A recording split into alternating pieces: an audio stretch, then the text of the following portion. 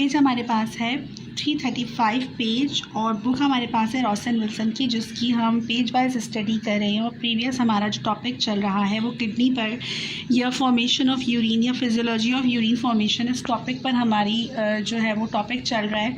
तो previous videos में हमने देखा कि किडनी के 3 जो पार्ट्स थे या 3 प्रोसेस थे जिसमें यूरिन फॉर्मेशन होती है। जो ग्लोमेरुलर फिल्ट्रेशन जो था हमने प्रीवियस पेज नंबर 334 पे स्टडी किया था, जिसकी वीडियो मेरे चैनल पे मौजूद है। और आज की इस वीडियो में हम पेज 335 को कवर कर रहे हैं, जिसमें सेलेक्टिव रीअब्जॉर्प्शन या सेकंड पार्ट या ट्यूबुलर रीअब्जॉर्प्शन भी इसको कहते हैं, तो इसकी हम स्टडी करने वाले हैं। तो ये जो पैराग्राफ है ये हम प्रीवियस देख चुके थे, थोड़ा सा देख लेते हैं कि renal blood flow is maintain at a constant pressure across a wide range of systolic pressure. इस पैराग्राफ में हमें ये बताया गया है कि जो रीनल ब्लड फ्लो है वो ऑटो रेगुलेशन सिस्टम के थ्रू जो बॉडी का होता है उसमें उसके अकॉर्डिंगली वर्क करता है। इसके अंदर जो वॉलंटियरली मसल्स हैं वो पार्ट नहीं लेते। ऑटो रेगुलेशन सिस्टम जो हमारी बॉडी का है उसके थ्रू जो रीनल यूरिन फॉर्मेशन का जो वर्क है वो काम करते हैं। लेकिन अगर ब्लड प्रेशर डिक्रीज़ कर जाए, सिस्टोलिक ब्लड प्रेशर, तो फिर किडनी के वर्क में थोड़ा प्रॉब्लम आ सकता है। अब हम देखते हैं सेलेक्टिव रीअब्जॉर्प्शन या ट्यूबुलर रीअब्जॉर्प्शन, जो किडनी का सेकंड पार्ट है या यूरिन फॉर्मेशन का सेकंड पार्ट है। जो फर्स्ट पार्ट तक ग्लोमेरुलर फिल्ट्रेशन हमने देखा था, और अब ये जो पूरा ग्रीन कलर से यहाँ पे शो किया जा रहा है इसको कन्वोल्यूटेड टिब्यूल्स कहते हैं। जो फर्स्ट पार्ट होता है प्रॉक्सिमल कन्वोल्यूटेड टिब्यूल या पीसीटी कहते हैं। सेकेंड पार्ट इसको लूप ऑफ हैनले कहते हैं, क्योंकि ये नेफ्रॉन का स्ट्रक्चर है।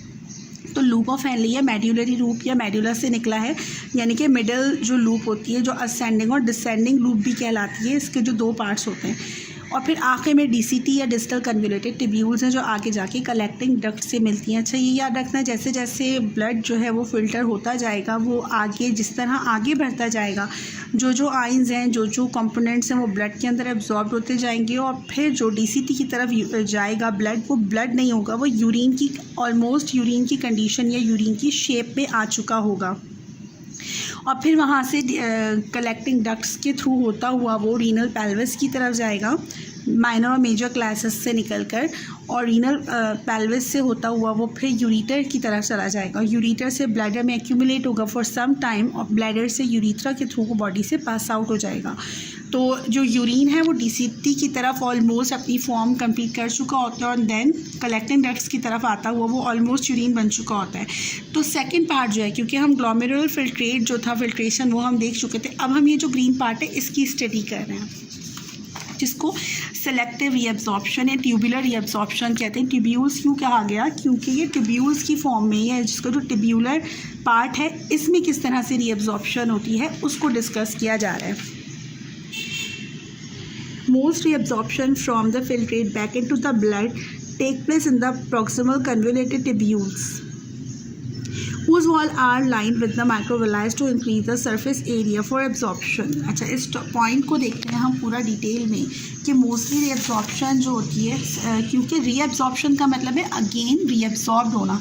तो मोस्टली जो ग्लोमेरुलर फिल्ट्रेशन, ग्लोमेरुलर कैप्सूल के अंदर जो ब्लड आया है, जिसे फिल्ट्रेट ब्लड कहते हैं, ग्लोमेरुलर फिल्ट्रेट कहा जाता है, तो ये ब्लड यहाँ पर आया और मोस्टली क्या हुआ, यहीं से ही रीअब्जॉर्ब्ड हो गया ब्लड वेसल्स के अंदर। पेरिटिब्यूलर कैपिलरीज है ना, यहाँ पे रीअब्जॉर्ब्ड हो गया क्योंकि ये सराउंड कर रही हैं टिब्यूल्स को। तो पीसीटी या प्रॉक्सिमल कन्वोल्यूटेड टिब्यूल्स के अंदर बहुत सारा ऐसा ब्लड है जिसके अंदर ऐसे कंपोनेंट्स मौजूद हैं जो जिसकी बॉडी को या ब्लड को नीड है स्टिल। तो क्या करेगा, ये जो एब्जॉर्प्शन है, लाइक सोडियम आयन है या अमाइनो एसिड्स हैं या ग्लूकोज हैं, ये क्या है, ऐसे कंपोनेंट्स हैं जो इसके अंदर ब्लड के अंदर मौजूद होते हैं और इसकी बॉडी को नीड है। ये यूरिन बनने के लिए नहीं जाएंगे, ये बॉडी में वापस रीअब्जॉर्ब होने के लिए जाएंगे। तो यहाँ पे पेरिटिब्यूलर कैपिलरीज हैं जो इफरेंट आर्टेरियोल से निकली हैं। तो पीसीटी की तरफ या प्रॉक्सिमल कन्वोल्यूटेड टिब्यूल्स की तरफ ये जो ब्लड है ये इन कैपिलरीज के अंदर जाकर वापस से जज्ब हो जाएगा, एब्जॉर्ब हो जाएगा, उसकी बात हो रही है यहाँ पर।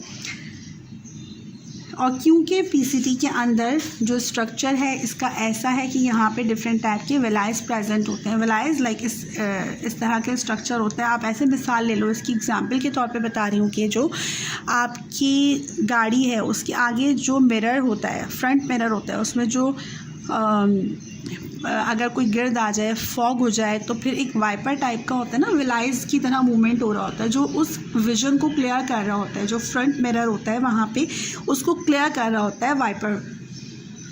तो इसी तरह से जो विलाइज प्रेजेंट होती हैं इसी पैटर्न पे मूव करते हैं, ये ऐसे होते हैं फिर ऐसे ऐसे, तो इस तरह से ये आगे फॉरवर्ड कर रहे होते हैं, क्लियर कर रहे होते हैं। इट्स मीन कि ये मूविंग कर रहे होते हैं, जो यूरिन है या ब्लड है उसको मूव कर रहे होते हैं, आगे फॉरवर्ड कर रहे होते हैं। मैंने सिर्फ एग्जाम्पल के तौर पे ये चीज़ समझाई है, जो फ्रंट मिरर की एग्जाम्पल है। तो ये उस तरह से, तो पीसीटी के अंदर इसी तरह से जो सोडियम आइंस हैं वो आगे एब्जॉर्ब किया, उसको धकेल दिया जाता है, आगे पुश फॉरवर्ड कर दिया जाता है इसी पैटर्न पर विलाइज की मौजूदगी के अंदर।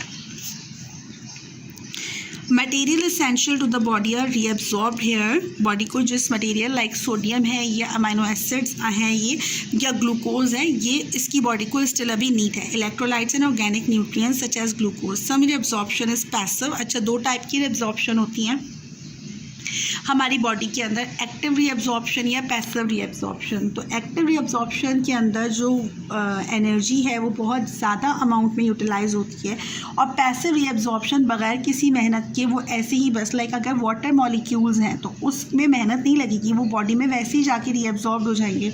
लेकिन सोडियम है तो उसके लिए एक्टिव ट्रांसपोर्ट का मैकेनिज़्म जो है वो एक्टिव होगा, और उसके थ्रू सोडियम जो है वो बॉडी के अंदर या पैराटिब्यूलर कैपिलरीज के अंदर एब्जॉर्ब्ड होगा, including some water, electrolytes and okay, but some substances are transported actively. Only 60 to 70% of filtrate reaches the loop of the nephron. Much of this, especially water, sodium and chloride, is reabsorbed in the loop.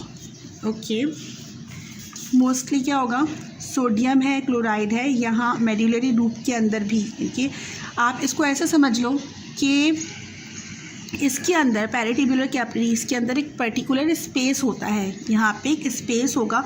तो अगर यहाँ से sodium जा रहा है तो firstly तो proximal या पीसीटी के अंदर एब्जॉर्ब्ड हो गया।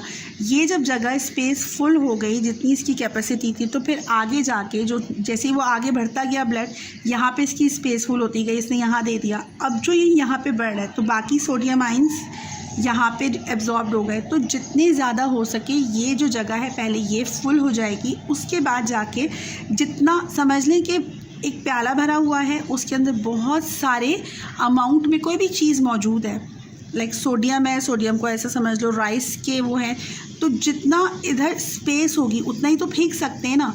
अगर नहीं स्पेस नहीं बची तो फिर वो आगे लेकर जा रहे हैं, उसको साथ में ही ब्लड के साथ ही वो उसके अंदर मौजूद होगा। तो समटाइम्स क्या होता है, पैराटिब्यूलर कैपिलरीज के अंदर स्पेस फुल हो जाती है और सोडियम इतना एक्सेस होता है कि यहाँ दे देकर भी वो फिर भी उसके अंदर सोडियम मौजूद होता है। तो यहाँ पे स्पेस फुल हो गई, यहाँ पे सोडियम मौजूद है, तो फिर वो आगे डीसीटी की तरफ चला जाएगा, डिस्टल कन्वोल्यूटेड ट्यूब्यूल, और फिर देन कलेक्टिंग डक्ट की तरफ जाएगा। तो सम टाइम्स ऐसा क्या होता है कि आपकी यूरिन डीआर होता है या यूरिन होता है उसमें सोडियम अपेयर होता है। नॉर्मली सोडियम अपेयर नहीं होता, लेकिन अगर सोडियम एक्सेस अमाउंट में है तो आपका यूरिन डीआर या यूरिन टेस्ट होता है, उसमें सोडियम आइंस की मौजूदगी जो होती है वो शो हो रही होती है। वो किस लिए, क्योंकि नेफ्रॉन में स्पेस फुल हो गई है और ब्लड लेवल के अंदर सोडियम बहुत ज़्यादा अमाउंट में मौजूद था।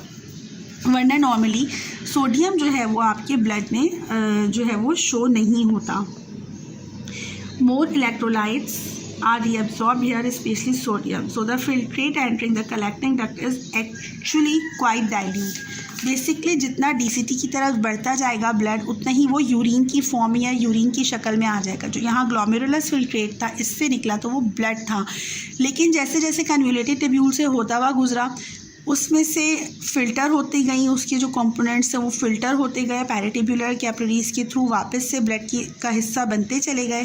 दैट्स वाई इसको रीएब्जॉर्प्शन कहा गया, दोबारा से रीएब्जॉर्ब होने का प्रोसेस। और जितना वो मेडुलरी लूप है यहाँ तक, और फिर ये अपने मेडुलरी लूप कितनी होती है, असेंडिंग और डिसेंडिंग पे कंसिस्ट होती है। तो ये जितना ज़्यादा डीसीटी की तरफ गया उतना ही ज़्यादा ये यूरिन की फॉर्म में वापस आता जाएगा या यूरिन बनता जाएगा और ब्लड इसमें से फिल्टर होता जाएगा। The main function of the collecting duct is to reabsorb as much water as the body needs. Active transport take place at carrier site in the epithelial membrane using chemical energy to transport substances against their concentration gradients, जितनी concentration थी उतना ज़्यादा वो चला गया। Selective reabsorption, यहाँ पर वही चीज़ को एक्सप्लेन किया जा रहा है। एक्टिव और passive mechanism depending on the site of the nephron. कौन सा नेफ्रॉन का साइट है, लाइक अगर पीसीटी है तो वहाँ पे माइक्रोविलाइज है और मेड्यूलरी रूप के अंदर कम होंगे, एंड डीसीटी की तरफ वो माइक्रोविलाइज बहुत कम हो जाएंगे। तो साइट जो है नेफ्रॉन का वो भी बहुत मैटर करता है।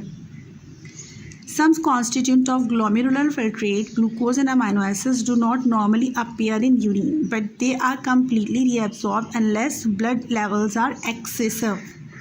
अगर ब्लड के अंदर सोडियम या ग्लूकोज या अमाइनो एसिड मोस्टली ये भी अपेयर नहीं होता, लेकिन क्या होता है कि यूरिन के अंदर कब अपेयर होते हैं, जब आपके ब्लड स्ट्रीम के अंदर शुगर लेवल या blood level glucose level extra amount में बहुत ज़्यादा एक्सेसिव हो जाए। लाइक शुगर के जो पेशेंट होते हैं उनके यूरिन में क्या होता है, ग्लूकोज रिलीज़ हो रहा होता है। इट्स मीन कि उनका जो सोडियम या ग्लूकोज लेवल है या अमाइनो एसिड्स हैं वो इतने ज़्यादा हैं कि नेफ्रॉन ने उसको एब्जॉर्ब नहीं किया। पेरिटिब्यूलर कैपिलरीज के थ्रू एब्जॉर्ब होता है ना, रीएब्जॉर्प्शन होती है, कि इतना ज़्यादा है ग्लूकोज कि उसने एब्जॉर्ब भी नहीं किया और फिर वो आगे